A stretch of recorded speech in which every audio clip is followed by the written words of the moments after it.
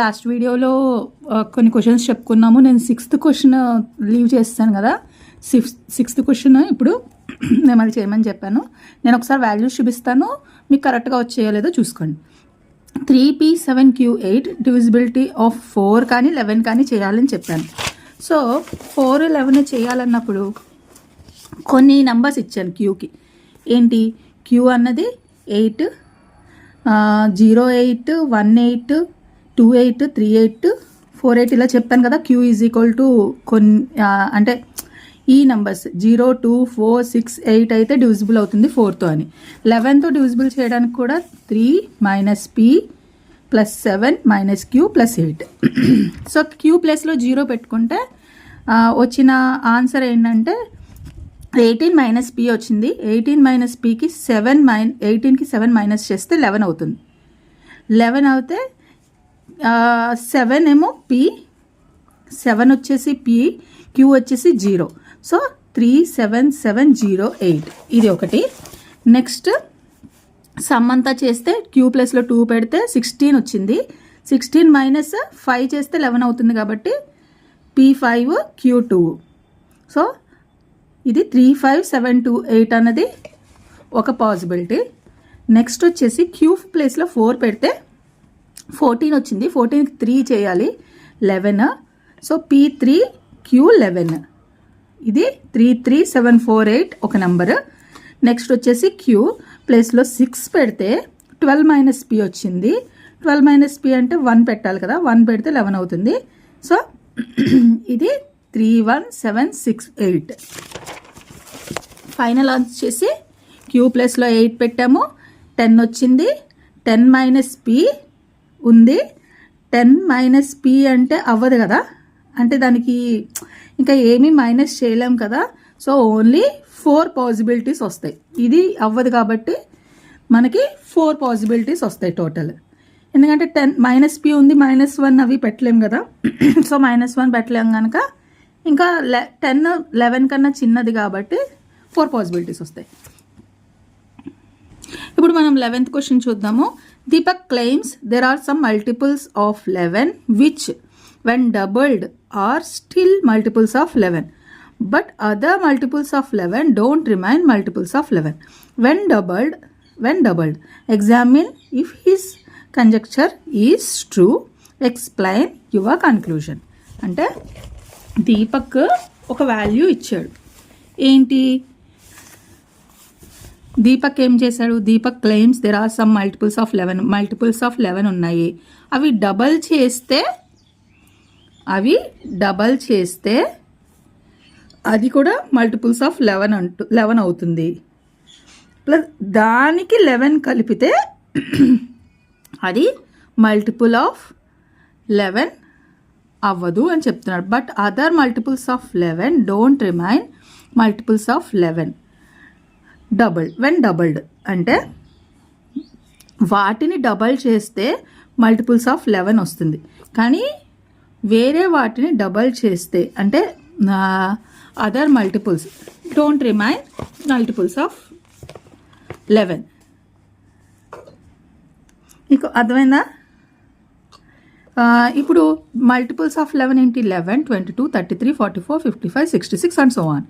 Double చేసాం వాటిని. 22, 44, 66, 88, 110, 132 double చేసాం కదా, 132. So no, if it doubles also a multiple of 11. So అది రాంగ్ అనమాట.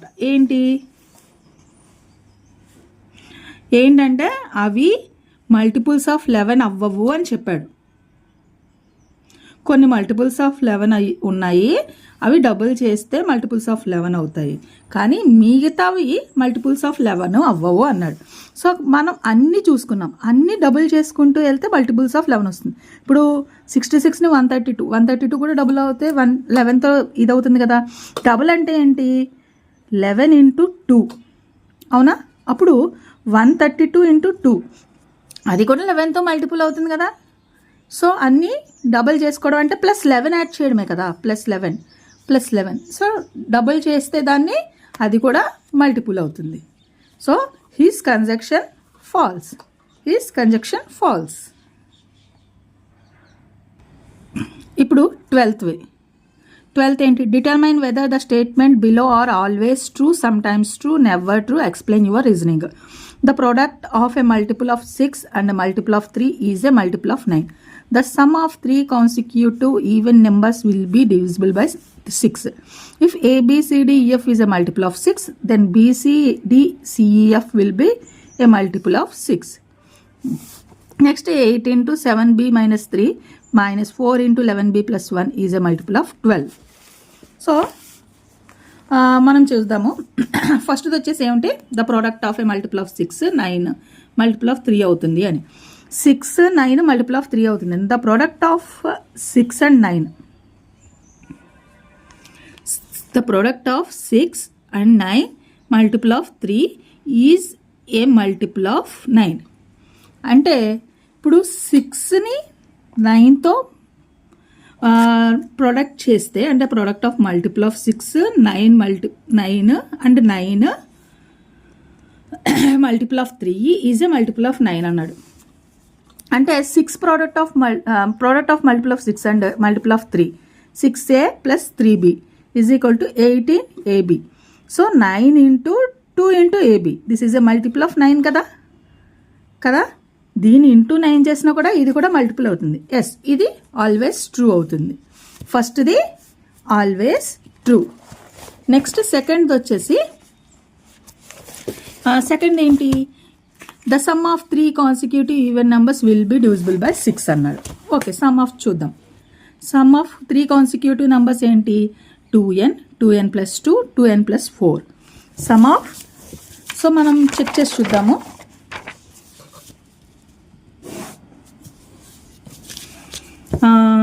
ఇది ఎన్నోది, ఇది వచ్చేసి 12th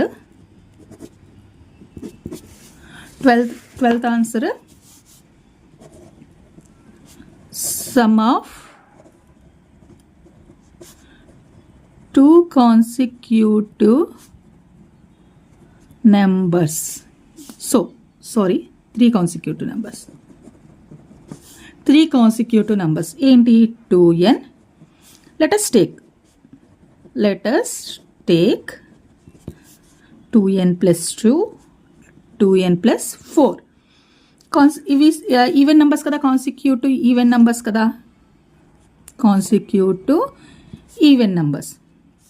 సో ఇవి సమ్ చేస్తే 2 plus 2n plus 2n plus 2 plus 2n plus 4, అప్పుడు 6n ప్లస్ 6n ప్లస్ 1. ఇది 6 మల్టిపులే కదా, మల్టిపుల్ ఆఫ్ 6ఏ కదా. ఇది multiple of n plus 1 is multiple of 6. So always true, ఇది ఆల్వేస్ ట్రూ అనమాట. ఇప్పుడు నెక్స్ట్ది థర్డ్ ఏంటి, ABCDEF, ఇది మల్టిపుల్ ఆఫ్ 6 అన్నాడు. 6తో మల్టిపుల్ అవ్వాలంటే 2తో మల్టిపుల్ అవ్వాలి, 2తో డివైడ్ అవ్వాలి, 3తో డివైడ్ అవ్వాలి. సో ప్రూవ్ చేయమన్నది ఏంటి, BADCEF, అది కూడా విల్ బి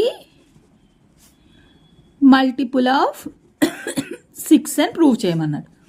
ఓకే, ఫస్ట్ ఏంటి, ABCDEF ఇది ఉంది, ఇది 6తో మల్టిపుల్ అవ్వాలి, మల్టిపుల్ అయ్యింది అంటే 2తోనూ 3తోనూ డివైడ్ అయింది.